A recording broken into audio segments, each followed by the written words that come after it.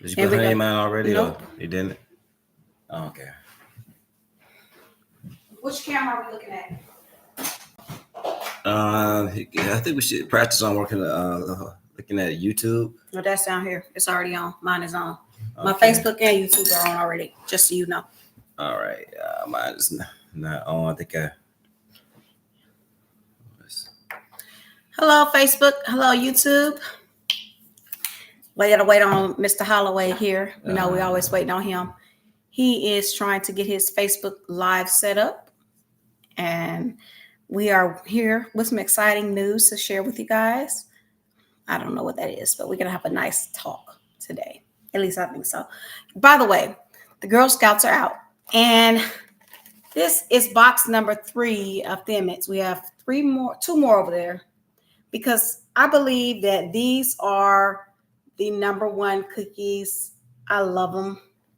I love them. And like the bad thing is you can't eat just one.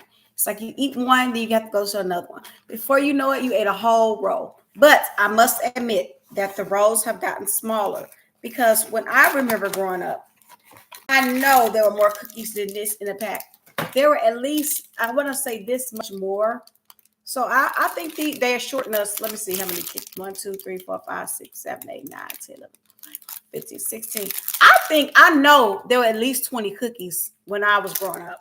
And I think they were only like $2 a box. I'm not mistaken. But I know they were not $6 a box. So inflation is real, but we supported the Girl Scouts anyway because cookies are so good. So, you know, $6 a box, who cares? They're still delicious. They still taste the same. And I don't know. What's your favorite, Jamal? Like my favorite Girl Scout cookie. Yes. First off, hey, if I'm still getting my camera right. I don't mind. Let's see here. You need to scoot over my way or something. Maybe. Because you're not in my camera. I think we just need a new stand. So this book is messing everything up. What's behind here where I can't move my camera over? These ice cream cones. Okay. Now you're mine. Hold on. Now, how you gonna just turn the YouTube down like that?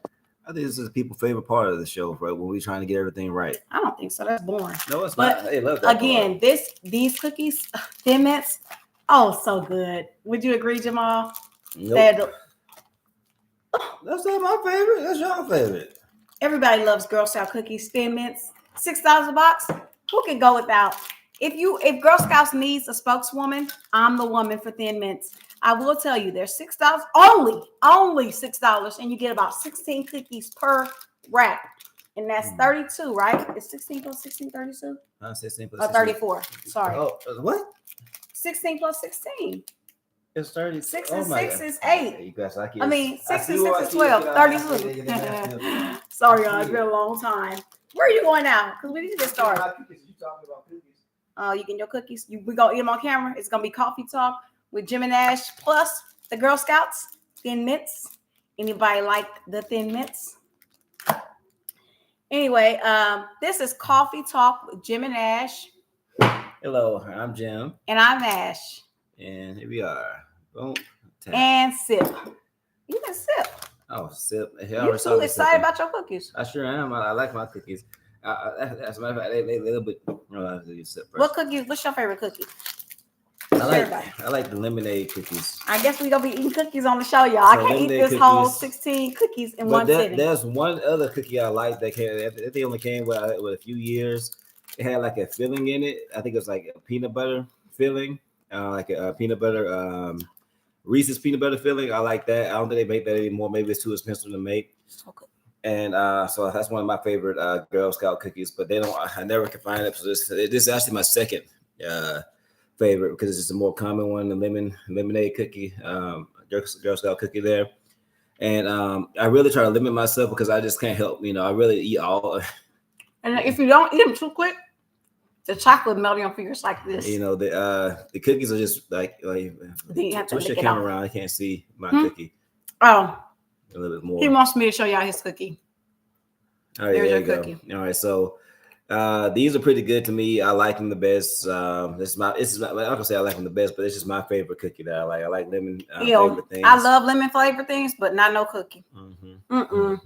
That's like a a dry tea cake with some lemon ice and throw it on top of it. No, it's not dry because on the filling on the bottom, it's like it's moist. But anyway, let's get down to a grass tax. Now, with our topic today, Grass tax. Yeah, What's the that? grass tax. You never heard of grass tax? Yeah, I forgot you was a little kid. It's old school talk. Grass tax. Okay. Grass tax. I just want to talk about our title is political correctness in the church. How involved should your church get in politics? So how much should the church get involved in politics, for that matter? So in your opinion, should churches be like heavily involved? I know being black. And historically, churches have been, pretty much our everything. Our hospitals, our places to go for unrest, political things. But in today's climate, how involved should churches be in politics, in your opinion? And and today is going to be like a political segment. We're not going to just be talking about exclusively the churches. We're going to be also speaking about our, our personal opinions about what has happened in politics recently, with the Trump administration and Republicans running everything. So we'll just briefly, I mean, we're not, too big on politics, but that's just our topic of discussion just for today. I'll stop and wrap these up because if not, I'll eat the whole pack. So you have to be disciplined, right, Jamal? Disciplined. Yeah. How many you ate? Too many. That's a shame. That is a shame. Anyway, I'm going to say this. Trump met with Zelensky, the president of Ukraine. Not Zelensky. Respect his name. Is President. I'm sorry. President Trump met with. President. I was being. No. I'm talking about. Both of them. President Trump met with President Zelensky. Yeah. Probably, I guess, about Thursday or Friday of last week. Might have been Friday. I don't remember. But at first, I watched the first 10 minutes of it because that's all they showed. Kind of that was the thing, and I was like, I felt that Zelensky was attacked, but then you couldn't really judge from that first 10 minutes of it. I mean, that last 10 minutes of it, I didn't even know it was longer than that. So I was still feeling like he was attacked just on that little 10 minutes of it. But Jamal came home and said, no, it was Zelensky's fault. It's President Zelensky's fault. He started it. And I was like, he didn't start it. He was like, yes, he did. Let's watch the whole thing. So we watched the entire meeting and everything was great. Like both parties wanted peace. President Trump and President Zelensky. It was a good conversation. In the last 10 minutes, for some reason, JD Vance, to me, attacked President Zelensky. And he said that he was like rude. And I was like, he was not rude. He was just answering your questions. And then what really bothered me was Trump saying, you're going to be in a bad situation without us. Like, why are you saying that to them? Like, I felt bad for President Zelensky. I really felt and it's not about politics. I don't care, Republican, Democrat. I just felt the way they spoke to him was not right. I'm all about right and wrong. I'm not about Democrat, Republican, independent, just right or wrong, truth or lie. And to me, it was just like so unfair the way they attacked him. What do you think? First off, I noticed like at the very beginning, what you said, the first you watched 10 minutes of it, and you saw Zelensky getting bullied, and I watched something. President Zelensky getting bullied, and then I saw another one saying, President Zelensky was wrong. And so we, in this political climate, I don't care which side you voted for, but you have to be careful of sound bites, so we have to start being intelligent in what we watch and how we, because the media is going to spin it their type of way, regardless.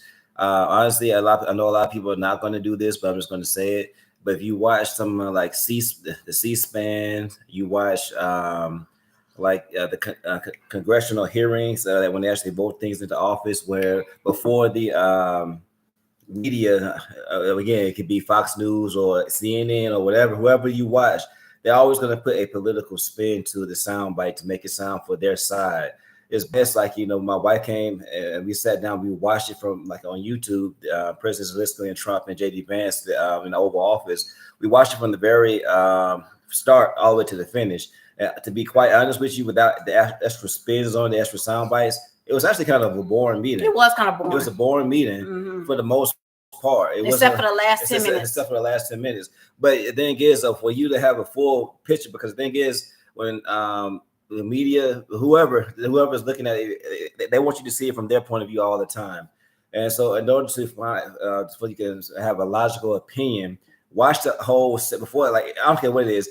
If it's something like a lot of news is talking about, don't just watch it from their soundbite or from their point. And I think, in my opinion, I believe that it seems like Trump wanted the thing to be on TV because he knew it was going to be entertaining. So, because it was just like, you know how the preachers be preaching a whole sermon, and then all of a sudden they changed their tone to like a hooping. It was like a whole meeting went on at one tone, and then towards the end of the meeting, it was like a whole, like, where did that come from? People only look talking about the part of the meeting where they were arguing or there was like some type of confrontation. But if you watch it from the beginning, the ambiance of it was like, you know, it was boring, but they were just talking and having a regular conversation and about, you know, Ukraine going into you know, possible making a ceasefire with Russia and all that. And after that, all of a sudden, like, you know, it's just like ding ding. The last 10 minutes, JD Vance comes in. You know, it's time to fight. You know, it's time to fight. Now it's time to fight. And it's like Trump, in my opinion, like if I'm the leader of something, and I know whoever's following me is wrong, I'm gonna say, wait a minute, let's stop right here. But it's like they fed off each other. It was like, oh no, you're not gonna say nothing to him, and I'm not gonna get back at you. And it's like, wait, that's not right. They came as a united front, and honestly, to me, that was, in my opinion, that was a perfect opportunity for Trump to be like a uniter. I know he's a boastful guy. He's gonna talk about it, so he's gonna be the big guy and all that stuff. But that could have been but unless it was planned, because this thing, it could have been planned. That's a lot of people talking online too. That so you think Vance, President Zelensky knew that they was going to attack him? No, not JD, not President Zelensky. They're talking about JD Vance and Trump. That some people are now saying that JD Vance and Trump may have planned it to go that way. It does kind of seem that way. The way JD Vance just out of nowhere said that, it was just it just came out the blue. Like, he just came and just, you know, have not one time have you said thank you during this meeting? Have you said thank you? It's like, you know, it was completely. He was quiet the whole time. And it was all of a sudden, like, boom, like, okay, cool. Like, why, you know, although there could have been a point to where possibly President Zelensky could have said thank you, but the thing is, why does he have to completely humble and humiliate himself like that? You know, so much. You know, somebody also asked him, which made me mad, was why don't you have a suit on? Like, why did you come here and not have a suit like the rest of us? And I'm like, what does that have to do with anything? This is a man whose country is in trouble, and if in war, and if he comes out in the world with a whole 3-piece suit on, how does his country feel? Like, I'm out here on the battlefield, but my leader is out there just chilling and living it up with a 3-piece suit on. Like, why would you even ask that question in a situation that he's in right now? Because it's the whole thing about, you know, I guess because you're with the president of the United States, supposed to be respectful and professional. And so it's like, okay, understandable, because like if I was going to meet, you know, the president of the United States, I don't care who it is this time, I'm not going to come up there and, you know, dress any type of way. I want to dress, you know, I want to meet the president. Let me get my best suit on. Me. But see, that's the thing. It's a thing of respect. I'm just saying, it is respect, but I'm not gonna come raggedy. But I'm not gonna just spend a whole bunch of money just to go shake his hand. Who said who spent? I said I'm gonna get my best suit. I already purchased a suit, and you can wear your best outfit that you currently have. I'm not saying you have to be. So why don't you wear your best suit to church every Sunday? What's the difference between going to church and meet the president? Because I go to church every Sunday versus it's a once in a lifetime opportunity to meet the president. That's the difference. I mean, it's a difference. That's pretty much it. But my churches have seen most of my suits. Well, the president, okay, cool. Well, we're wearing your suits. The same suits you wear to church could be the same suits to meet the president. Is what I'm saying. Like, you don't have to go buy new. Are you hearing what I'm saying? All I'm saying is, I'm gonna wear the best. Just say you're gonna pull out one of your suits that you wear to church. No, you said no. I'm hearing what you're saying. No, you're not, because you just said before you stop yourself from saying it. You said, who said you had to go and buy? Who said I was going to buy a new suit? You said the best. I said I'm gonna wear my best suit. Right. My best suit that I already have. I just said nothing about buying another suit. No, that's what you heard. That's what you interpreted. Well, listen. Let me say what I'm saying. I need you to start hearing what you're saying. You hear what you're saying. I know what you just said. I said I'm gonna wear the best suit that I already have. Like, okay, cool. I have a nice suit that that's in my closet. It's gonna be the best suit. Yes, I'm gonna dress. Well, why are we even talking about a suit? That's not what the conversation is about. No. You made it about the conversation. You had to hold them accountable. No, you're not holding accountable. I said hold them accountable. What they say. Because she heard something that I didn't say. She thought I was going to buy a new suit. I'm not. I said I'm just going to wear my best suit that I have already. No, just your statement should have been, I'm just going to wear a suit that I wear to church to meet the president. You don't have to say best suit. No, you should be going to church. But that's not the truth, though. So the you truth say you go to is, church in any I'm kind of wear suit? the best suit that I have. Like a suit that I hardly ever wear. Like even like I have suits I wear suits to church, but it's a few ones like 1 to 2 suits I don't wear often. So I'm gonna wear my best suit. How do you know to meet the president? Okay. So, anyway, we ain't gonna talk about suits and dresses. Yeah, so I mean, just like you're making an anthill out of a mountain, but anthill out of a mountain. Yes, I'm making a mountain out of an anthill. A mountain? No, it's an anthill out of a mountain. No, it's not. How you gonna make an anthill out of a mountain? You turn an anthill into which is small into a mountain, which is big. You make a big deal out of it. That's what I'm saying. That's the whole point. I'm just saying. I said that's it. That's my point too. They asked the guy, why isn't he wearing a suit? And I'm like, why is that a big deal? Like, that's not what we're talking about. We're here for a peace. In his situation, being if I was in a war torn country, if I was a president, a leader, or whatever, yes, in his situation, yes. That for me, regular citizen, U.S. citizen, Jamal Holloway, want to meet the president, I'm going to put on a suit because I know that, the expectation, is a professional environment. So I want to wear my best suit to meet the president. And again, not because it could be any president. It doesn't matter. It's just like, okay, cool. This is a professional environment. I'm going to go and have my best, approach. If I was like, and I say if I was in like, say if if my home was this area was a natural disaster area, because that can happen too. Sometimes you could be an unexpected leader in a bad situation. I say like a tornado came and hit Missouri City, and we were one of the people, like the main people to get organizing things together and all that stuff. And then the president, at that time while we're in the midst of taking care of stuff, says, "Hey, I want you to come to the White House, and I want you to meet because you guys did such a great job." Then in that case, yes, I wouldn't be in the suit. I'm like, okay, yeah, I'm grassroots. I'm working into this thing, so I'm gonna come exactly as I am. Now, on the other hand, if it's not in that situation, I'm going to wear my best, and so that's why I give President Zelensky grace for not wearing the suit, because he's in a war-torn country, and his people going through stress. And like you said earlier, how would I be? I'm on a battlefield, and my president, my leader, is going to the White House in a 3-piece suit, looking all good and stuff. I'm out here in the battlefield, just killing myself, and trying not to get killed. He looking, playing politics. So yeah, but going back to the topic at hand, how involved do you believe a church should be in politics, in your opinion? I feel like it's okay to address politics in the church. I feel that it's not okay to tell a person who to vote for. If you want to just kind of give some facts on Republicans, what they do, and Democrats, what they do, that's fine. But to steer a crowd into one direction, I don't think should be up to the pastor. That's my opinion. Okay. I sort of agree with that. To me, in my opinion, as somebody that's a part of the flock, that's under your, to me, I shouldn't know who my pastor, I should have a feeling of who they may have voted for. I feel like if you come to church and before your sermon, you're like, we're going to pray because the country is in dire stress. So like that, because a political election that's just taking place, I like that. I pretty much I can almost guess who you voted against. Yes, you don't know. That's not necessarily the case. But the thing is, would it be the same thing if it was for the other person? But you don't know. You don't know. Yes, I think either way it could be the same way. You don't know who a person is voting for. Just because they say let's go into deep prayer, they know their congregation. So most pastors, they know their congregation. They know whose side they're on. Majority, not all, but majority. And the pastor's not gonna sit here and say, "I voted for them." Now that's when you know.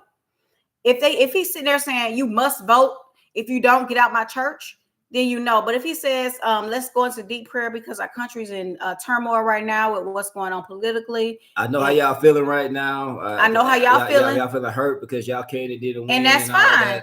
That's fine. They can say that. You still don't know who they voted for. I don't. You still don't know who they voted for. I don't agree with that. I was like, because the thing is, we have many, elections all the time. I don't agree with them telling you who to vote for. No, I don't agree with that. But just because they say let's pray, they know their congregation. Got it. And another thing about political involvement, it's just my pet peeve. I personally don't like when politicians come into the church ask for votes. I feel like if you already at the church, okay, sure, you're already a member of the church. But if you just like some random politician come, hey guys, come vote for me because just vote for me. But the thing about it though is most of the time the politicians that come, especially into the Black church, they some of the policies that that they promote do not benefit Black people. And the thing is, they know that most of us are not going to take time to read the policies or read the things that they're going to be pulling for in the district, and they're not going to research the history of what they've already done. They just come asking for votes. They don't even tell you what they've done. They say, "Hey, vote for me because I'm in your district." I don't like that because again, we had no. I do wish that they say, "Hey, okay, if you want to know what I've done, I want you to go to this website so you can at least be educated on who I am." Not just, hey, I'm in your district and your pastor invited me to come so I could vote. Hey, I'm gonna wave at you, vote for me. I'm the judge in your district, or I'm a attorney in your district, or I'm a sheriff in your district, or whatever. I never did. I never was a fan of that. I still never be a fan of that. It's just my opinion. I feel like churches should be get out of that. I really do. There's one pastor I don't think that does that. And I can respect him a lot for it. I think Reverend Pastor T.K. Anderson, I don't think he allows politicians in the church. I don't believe.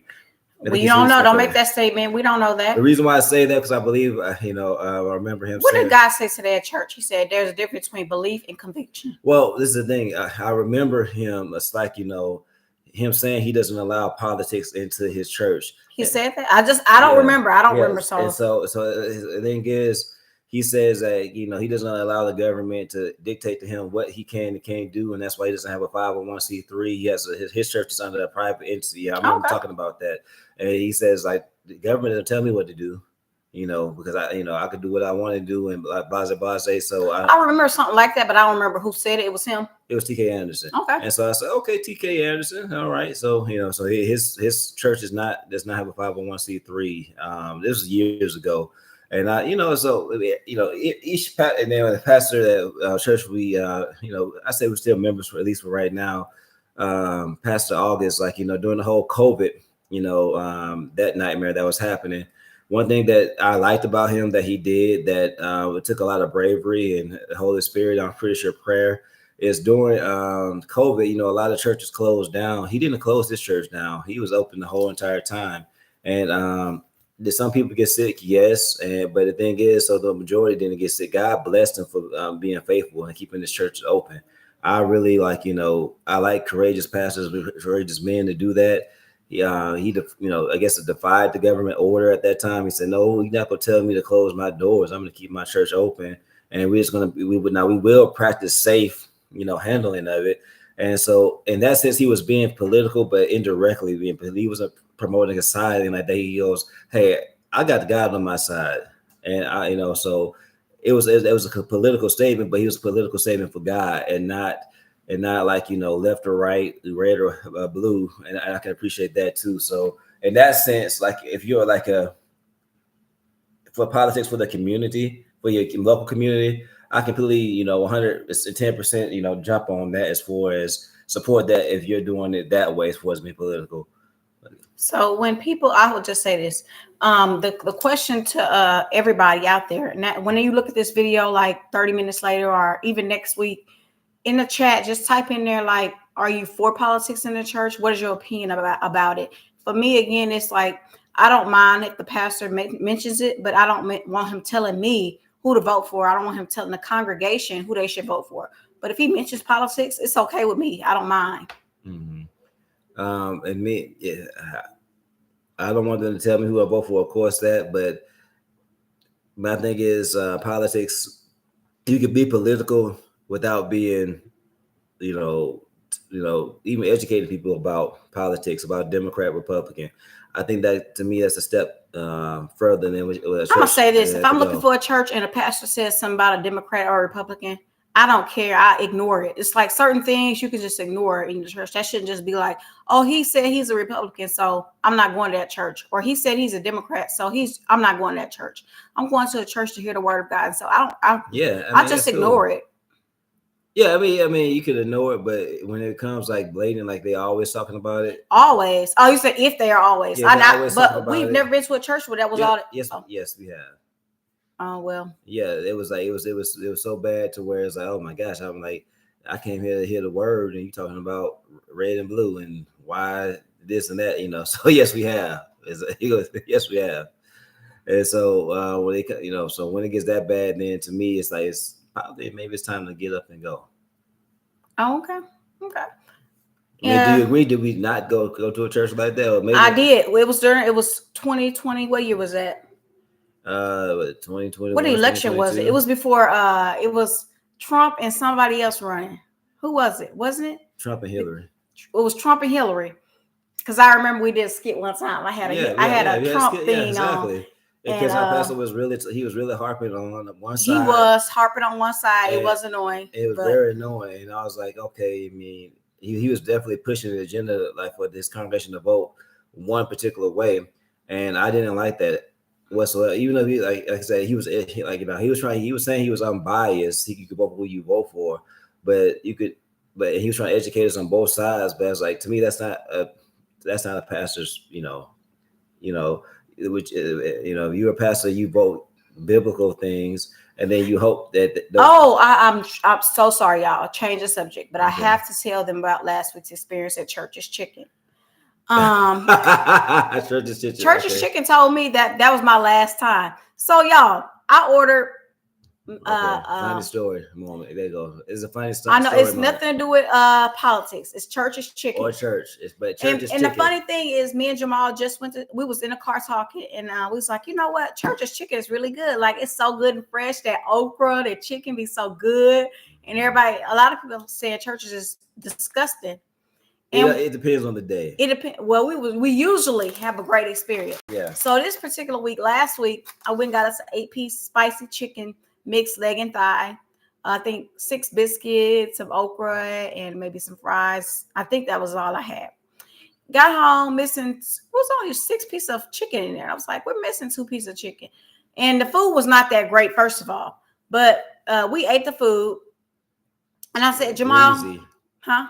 Yeah, y'all ate some greasy food. We ate some greasy food, yes. And the okra was not fresh. It seemed like what they did was probably it'd been sitting there for a while. They re-dipped it. But we ate because we were hungry. Me and Ivan and Trim. And I said, Jamal, you go back with me because we're missing 2 pieces of chicken. So I went back to Church's, right? And I did not because we had already eaten, but we were still missing 2 pieces of chicken. And the guy was like, where's your receipt? I was like, no, I had the receipt. I had the receipt. He said, where's the chicken? I was like, it's at home. He was like, we need the chicken. And I was like, I don't have the chicken. It's at home. He talked to his manager in Spanish, and they came back grunting. Funny, I thought that was a girl the whole time. No. I thought that was a woman. It was a man. Well, he had some real feminine ways about himself. I thought that was a woman. And he came and gave me my leg and thigh, and it was regular. It wasn't even spicy, which is fine. I don't even care. I just want my 2 pieces of chicken that I paid for. He was like, my manager said, make this the last time. And I was thinking. She said, he said, this is the last time. This is the last time. Direct statement, like what? Like, first off, who comes up there and ask for specifically 2 pieces of chicken? I mean, it's a whole list of things on the that we could ask for, but he said, hey, you gave us 6 pieces of chicken. You're supposed to give us 8. And so he gave us 2 more pieces of chicken. And that's it. We didn't ask for nothing else, or my wife didn't ask for anything else. And so for you to like insinuate that, wow, I mean, I gotta understand. And as if I come up there all the time. From that, so one thing I try to do too, especially now, as I'm 42 years old, I try to put myself in the other person's shoes and try to take away how they think. And maybe I was a little teensy bit of like, okay, I see that point of view, but on this one, I really couldn't see the point. Like, customer service guy is really horrible, And this is your last time. Like, it was raining that day too. Why would I drive out of my house to go get 2 pieces of chicken? Cold. And you go get, he'll come all the way back and ask for 2 pieces of chicken. You would think you would ask for more, right? You had 4 pieces of chicken. I'm about to say y'all shorted me 2 biscuits. You missed some biscuits. You missed some fries. I mean, there's 2 pieces of chicken. Like, my wife, it was a family meal. They ordered a lot of food for the family, and he just came back for 2 pieces of chicken. So why would I do that? And then they're gonna ask me where's the chicken at? I'm like, it's at home. Like, if I would have brought the chicken back, you talking about cold fries, cold okra, cold biscuit, it would have been super cold. You was gonna have to give me a whole new meal. So would you rather give me 2 pieces of chicken that I paid for, or give me a whole nother meal? That's what I should have did. But the thing is, though, I think customer service in general is horrible sometimes. Like maybe it was last year. I went to McDonald's, right, and they got my order wrong. Like, I told them this is what I wanted, right. And then after that, I said, okay. I got to the second window. I said, hey, this is like, I'll still, this is even worse than what you experienced. I was at the second window. I checked the bag. I said, hey, wait a minute. This is not what I ordered, and I had the receipt. I was still at the window and everything. This is not right. This is not, at all. And so I'm telling her this is wrong. She's like, well, this was on the receipt. This was on the receipt. I said, I see that's on the receipt, but that's not what I ordered. This is what I ordered. And he goes, well, we can't help. And then I had to come up and say, well, I'm willing to pay for what I actually wanted. I didn't want this. You gave me the wrong thing. And they were like trying to it was a breakfast time, and they were trying just to get me to move along and just accept that order. I was like, that's bad. I have the receipt. I'm right here. I'm telling you it's wrong. And you tell them, say, well, the receipt says this, sir. And what you want costs a little just like 75 cents more or something. I was like, well, I'm willing to pay the 75 cents more for what I wanted. Yeah, you guys put the order, but they got it right, and I paid 75 cents. But I'm not going to, okay, so. And I know my wife is her favorite restaurant, but one of my favorite restaurants. And I know it's been in the news recently as not being the healthiest restaurant, but they have some addictive stuff. But Chick-fil-A, like I said, I love that. I'm sorry, their customer service is top notch, and it's like, like, are they perfect? No place is perfect. They're definitely not perfect. But if I catch them, like they mess up the order, or they miss something, or they do anything wrong. Oh, I'm so sorry. Here, just take here. Just give you a whole nother bag of food. And I've actually experienced that. They said, we're sorry, one Chick-fil-A, this is like many years ago. I was in League City, Texas, when I was working for Comcast, right? I never did go back to this Chick-fil-A, but they gave me a voucher or something. What happened was they got my order wrong, and I came back literally like 3 or 4 days later to say, hey, you guys got my order wrong a couple of days ago. But I never did come back because by that time I was heading home. I was driving back to Missouri City. People who live in Texas don't know that League City and Missouri City are kind of far apart. Oh, they are far apart. Mm-hmm. And so I wouldn't go to McDonald's just to get. I wouldn't go back to McDonald's. Yeah. I mean, Chick-fil-A just. Chick-fil-A just to tell them the order was definitely wrong. Go back and so it was like 3 or 4 days later because when I was back at League City working, I just told them that. And I said, oh, we're so sorry about that, sir. Here's what we're gonna do. You pay for the food this time, but the next time you come, it's on us. Here's about like whatever you want, just get the meal is on us. He just said that. I didn't have a receipt. I didn't have nothing. I just told him, he just took me at my word about that. I was like, that's the type of customer service is like, wow, that is crazy. Let me tell you who's picking up that customer service, I think. Okay. Walmart. Like it used to be 50 lines, right? Mm-hmm. And not maybe one open with the teller, with the cashier, maybe one. And you have all these self-checkout lines. You're like, oh my God. But now we went to Walmart yesterday and there was not one self-checkout line open. And it was like, it brought back memories. It was about 20, not 20, it was about 15 cashiers there. Exactly. I was like, wow, they have cashiers now. Yeah, because at first they were pushing this whole narrative. You had to go through the self-checkout line. And Jamal said they stopped that because people stealing and they was losing a lot of money. And I said, they probably were because I didn't steal, but it was a couple of times now. I got to my car, was like, oh, shoot, how I missed this. And I went back in one time, but yeah. Well, those people weren't stealing. This is what I say. They was getting the employee discount.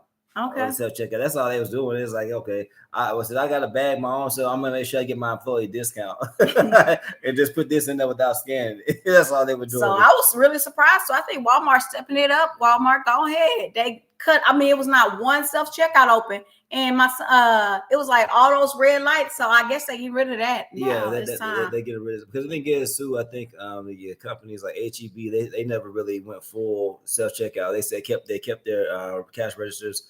Kroger still kept the cash registers, and then Fiesta and people don't know. Fiesta don't they didn't never go self checkout. Fiesta, yeah, they still had their. Fiesta, I'm just saying they still have their. The grocery stores that are what you call low budget never tried that. But the thing is, people like. I like it when somebody checks me out. I want them to check my stuff out.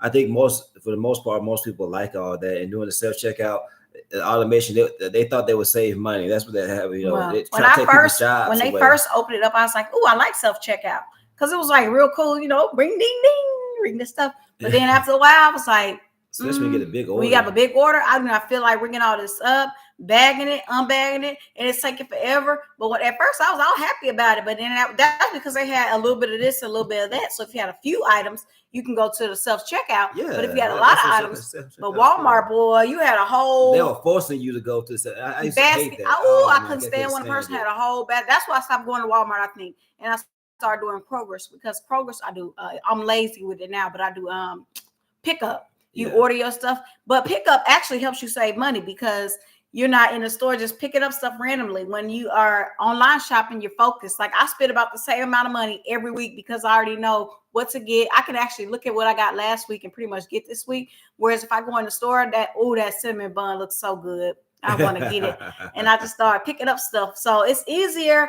I think it's more. I think you save more money going online shopping versus grocery shopping in the store. That's my opinion. I say that too.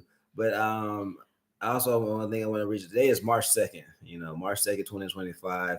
My brother, he just turned 42, the same age as I am. Oh, y'all twins. Go ahead. So I want to shout out to my brother Brandon Burke. Happy birthday to him. I've already personally called, reached out to him, and told him happy birthday. But again, if he does watch this video, I want to tell him happy birthday again. I love you, bro. You know, we're 42 now. We I guess, would this be middle age now? Are we middle age? Y'all getting old. And so, happy birthday. Hope you have a great day and have a good time with your family. And just, all is well, and how you like this weather we're having now? Oh, let me say this. We were going to be outside and doing our coffee talk with Jim and Ash today, but the wind is blowing so hard. Like it's beautiful weather, but the wind chill, you need little sleeves on because you feel a little nippy, at least. But I do love it. It's beautiful. I want to get out there in my yard and work, but I don't want to get out there right now because it's a little bit too windy and I'll be sneezing up a storm. But I love it. What about you? What you think about the weather? I'm happy that it's not too cold and not too hot. It's just like right. And I cut the grass yesterday, and one thing I appreciated, I was like, you never believe what I appreciate the most about cutting the grass, right now. It's just it's not too, you said it's too hot or something? I think I said it's not too hot. Yeah, I said, no, that could be a reason, but I usually still cut the grass when it's hot.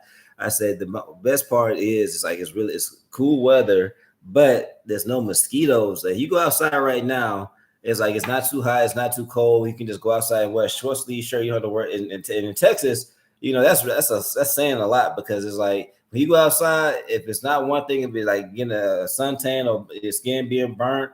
It's like mosquitoes just tearing your behind up, and just to cut the grass without bugs like attacking me. And yesterday when he was on the ride lawnmower, I was like, man, Jamal legs look skinny. He looks skinny. Yeah, I cut the grass in shorts. And I was like, I couldn't remember the last time. Like I forgot. I was like, oh, that's because he usually cuts in pants. Yeah, because the pants. I saw his legs for the bugs. Yeah, for the insects. And I saw his arms, and I was like, I guess my husband losing weight because. I have been working out though. I have been working out. I have been working out. But I gotta be. I'm a little sad because this morning I went upstairs and my son said, "Mommy, you're getting a hangover belly," and I was like. Huh? He was like, your belly's about to hang over. I was like, oh, it's not about to hang over. It's a 6-pack. And then they tell me I don't have a 6-pack. And I'm like, oh, well. Just have, I guess, a 40 belly. Just like daddy. I'm losing my belly slowly but surely. Me, I don't have a belly. I'm losing my belly. I have to admit that, you have a belly at first to lose it. So if you don't want to admit it, then I'm not admitting I have a hangover belly. Okay, well, it's just nothing hanging over yourself then. Yeah, it's nothing hanging over. Nothing hanging over your pants. It's just something, I see. I don't know what I see. Hush. Don't even go there now. We're not starting with that.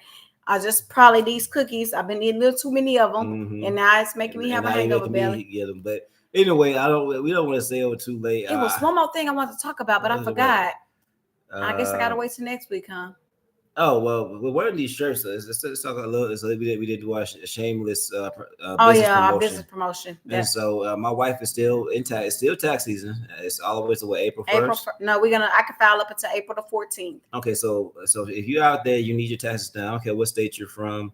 But you know, we're in Texas, but my wife can help you file taxes, and she can get you a nice return, especially if you have children or have a business. And if you're self-employed or you have a 1099 and you maybe owe about, just say you owe the government like $5,000, I could probably get you a whole bunch of write-offs where you don't even owe. I perhaps can get you a return, but I'm not saying that's guaranteed.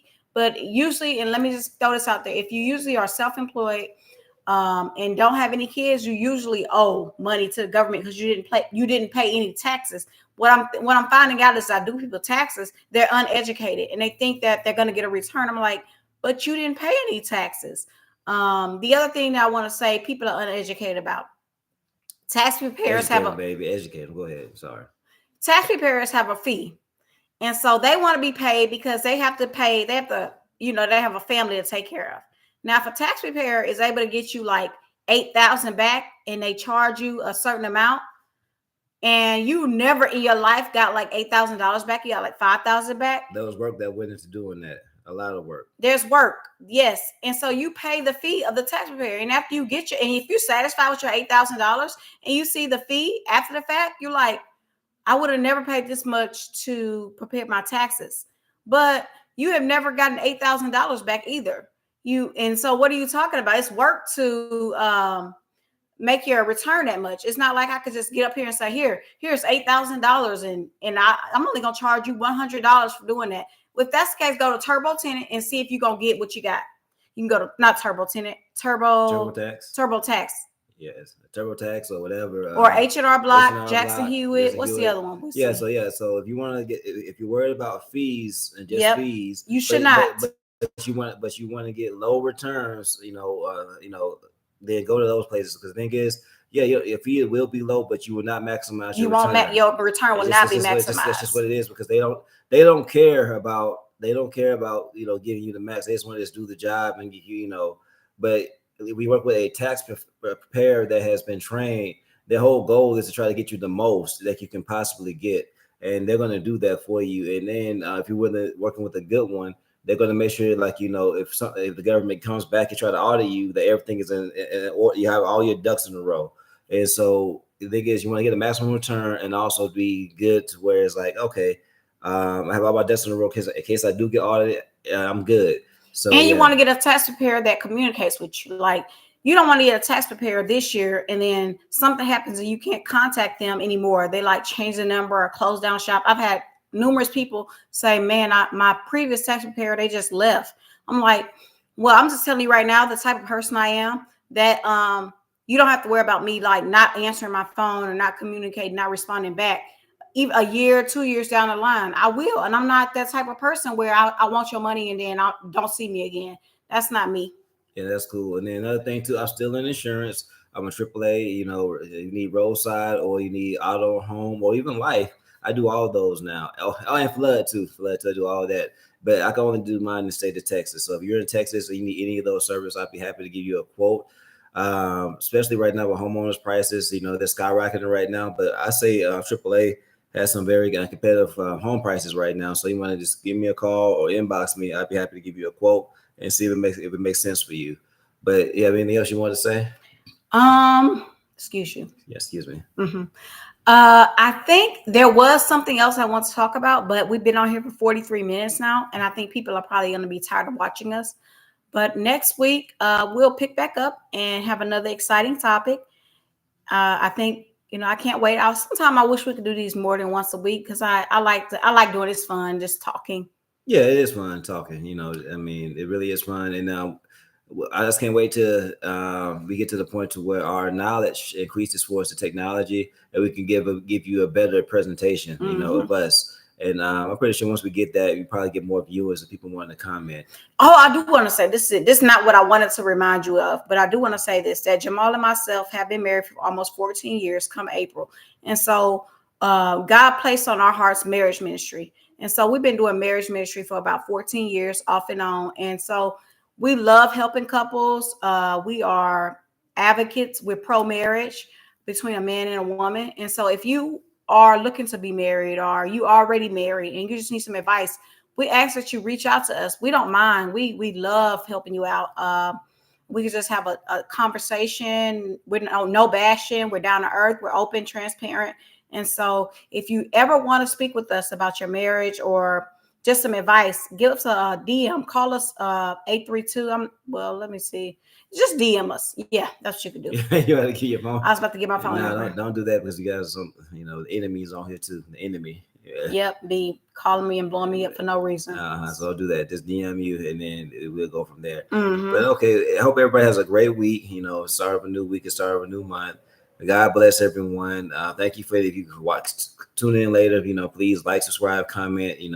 Share, please. And we're gonna get better at this. Because one day we want to get to the point we can actually talk to our audience. So it's not like we're talking to ourselves, which we don't mind doing. But if like we ask a question, then somebody can type in the in the chat a response to our question, so we can have more dialogue rather than just a monologue. Mm-hmm. But anyway, is that it, babe? Okay. Okay. Close out now? I think we can. I'm a hush. All right, then. Talk to you later. God bless you guys. Bye-bye.